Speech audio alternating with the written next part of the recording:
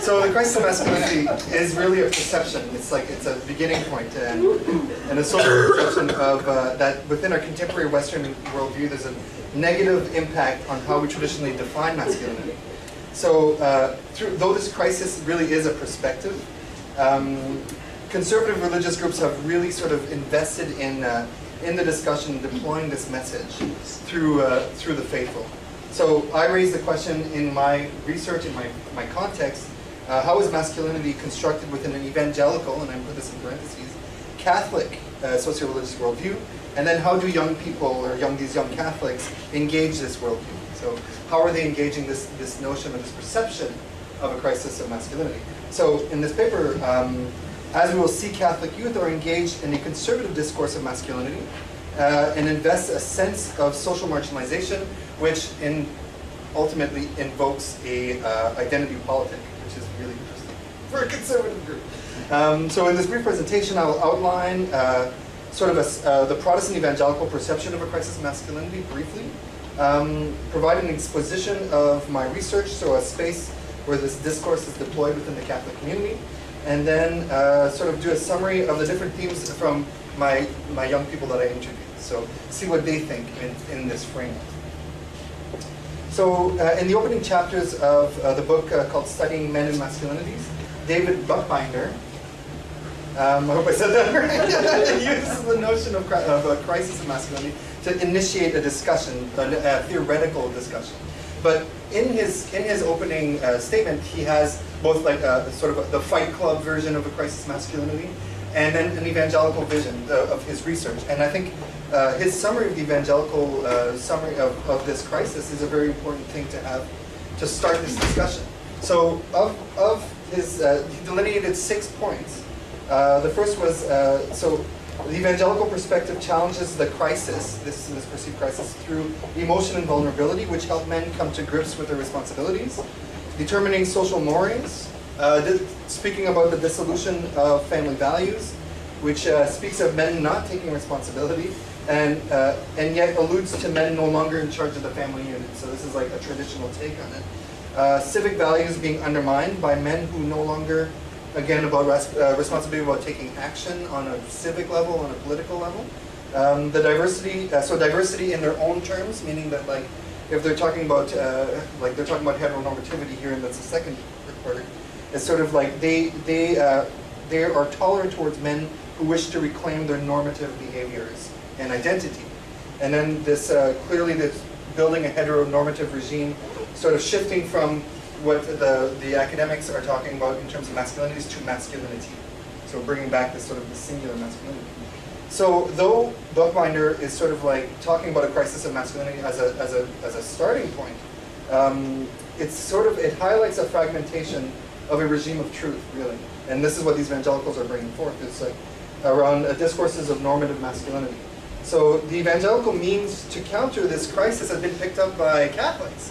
And I'm smiling because this is like a really interesting phenomenon, you know. So the more evangelical wing of the Catholic Church is picking up on this notion and sort of disseminating it to their youth and to their people inside. So so the question that I ask is, how does the church adhere to this perceived crisis of masculinity, and how do they communicate this to the youth? So. The Roman Catholic Church has long had a vested interest in engaging Catholic youth on questions of gender and religious identity. It must be noted that there are many instances. There are many instances in the Canadian context where Catholic youth are being engaged in this form of Catholic evangelization. But the focus today will be on my own PhD research, which is a weekend Catholic youth conference called Journey to the Father. Journey to the Father has been the focus of my doctoral research, in which I've performed 3 years of participant observation in this tiny, tiny hamlet outside of Cornwall, Ontario. I did participant observation. I had 45 semi-structured interviews with both adult organizers, half adult organizers, and half young people, men and women, the youth participants. And in this research, Journey acts as a case study in order to construct, a moral social space, or a moral space, in which youth are given the charismatic experience in order to impress the importance of religious identity and to then become evangelizers. So one of the important conference activities, so there are many activities that happen at this conference, but because I'm focusing on gender, there's a Saturday morning, there's a men and women's breakout session, which is geared towards discussing gender. Girls go into one tent and boys go into another tent. Well, sorry, tent meaning not a tent, but like a structure with open walls. They're not being cloistered or anything. Sorry. They're led by a charismatic speaker who's in their 20s, a young man for the men, a young woman for the women, who uses humor and popular cultural references and their own personal experience to sort of reach their audience regarding the subject of gendered identity and how the church can help. Men's session opens up with a question: what does it mean to be a man? So the responses, the young people, the young men, call out, they go to be happy, to be a provider, having a legacy, selflessness, chivalry, having an Xbox, you know, it's like all sorts of great things being thrown out there. The following question that comes from it is this: what does society mean a man is? So then they start talking about, like, it's about money, it's about material possessions, it's about impressing girls, it's about being virile, about having a nice family, as opposed to not being a nice family, drinking scotch and smoking cigars, being strong, leaving home to serve one's country, feeling no pain, feeling no fear, and expressing and not expressing emotion, so etc., etc.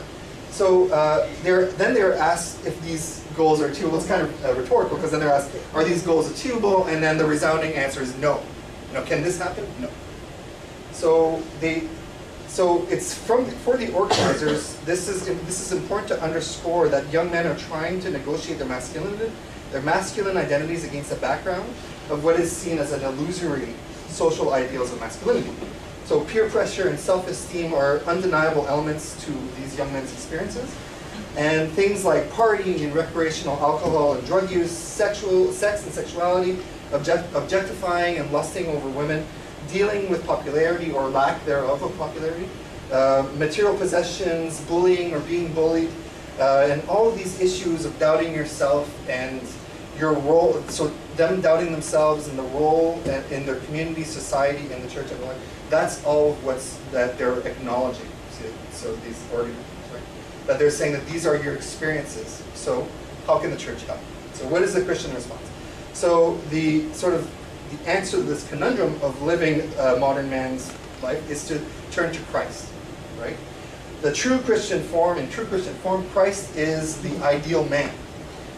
If you were to put Christ at the center of your life, as a lens to see yourself and your filial relations and your social relations and the world, you will acquire the substance necessary to become a true man and circumvent this crisis of masculinity. Christ allows you the strength through weakness, acceptance through rejection, and happiness through suffering, these kinds of oppositionals, right? For the organizers, a turn to Christ is a turn towards a fluid, almost counterintuitive measure of masculinity in order to access a more authentic masculinity. And with this conversion to Christ comes a evangelical impetus in which the organizers hope that young men will return to their homes, their families, their schools, their churches, and their communities, and feed the fires of evangelization by the power of their personal conviction. So that is they are aspiring towards in these conferences. So the young men go home. Once the young men return home, they have to negotiate the pluralism of different values and worldview on gender and other things, which at times challenges their religious worldview. So using the interview data that I've gotten from, that I've done in my interviews, I drew out different perspectives about men and women on gender and masculinity and gender. And the question that I asked them when I interviewed my 45 people was that, what does it mean to be a Catholic man or a Catholic woman? And some people, a lot of the young people didn't know anything. They were like, oh, I don't know what that means. And a lot of people, and some people knew exactly what they meant in terms of their gender and also in terms of other genders. So there was a wide divide between the responses. So, and in the purposes of this presentation, I put it into two blocks. So the blocks of the young adult organizers, the disciples they're called, which is a block of about 18 to 25. And then later on we'll see the block of the young participants, which is 13 to 18. So this block was, I asked them the same questions, and here are some of I'll present about 5 themes and then they're repeated on both sides.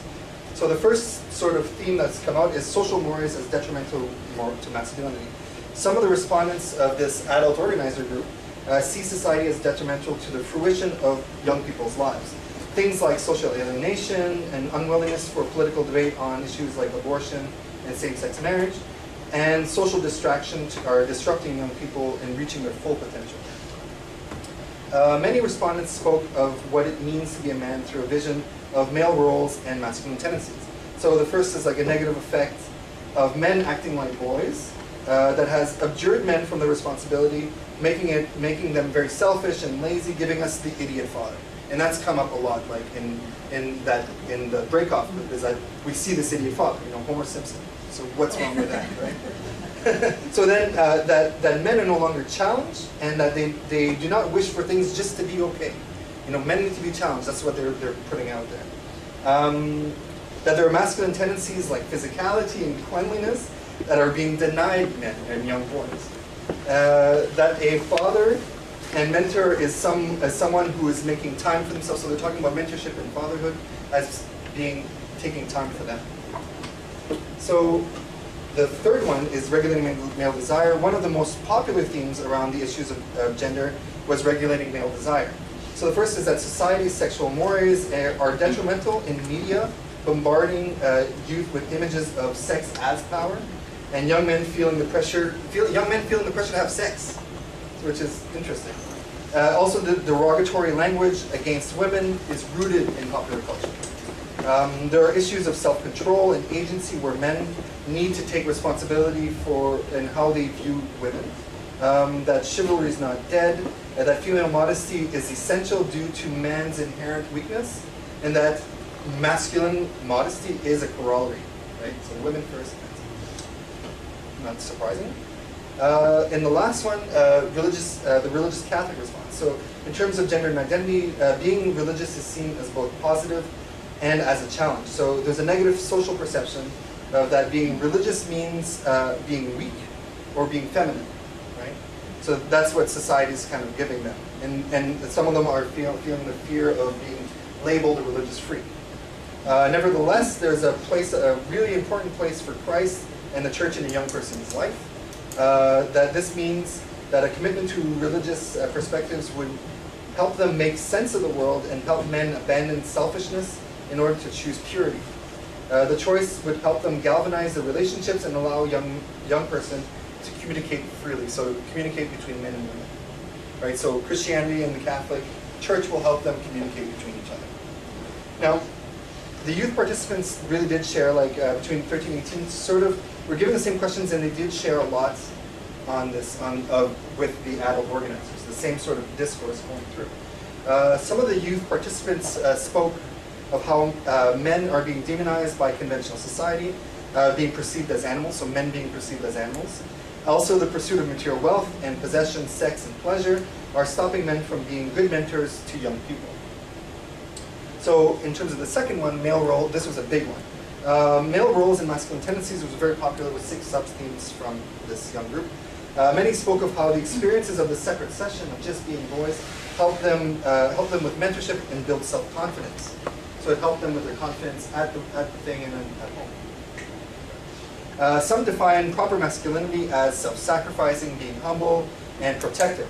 One participant spoke that men should act as mentors for younger men. Others spoke that men need to face and overcome peer pressure. Many stated that being respectful to women was a man's responsibility. And finally, many pointed to gender complementarity, which is a very Catholic vision, stating that men and women have similar struggles and therefore are equal but different, and that they should support each other. So complementarity is a big thing, especially in the Catholic framework. And we could speak about this later too. In terms of regulating male desire, sex is great, one guy said, but it's not a means to an end.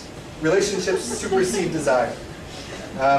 Others spoke of sexual temptations abound. There's sexual temptations everywhere, right? One young woman spoke, one young woman, because these aren't just men they're answering, they're women talking about men. She spoke of the importance of modest dress for women so as not to tempt men. So sort of taking in this idea of modesty to herself. And finally, women should not settle for less, and this is another young woman who spoke about this, should not settle for less because men are not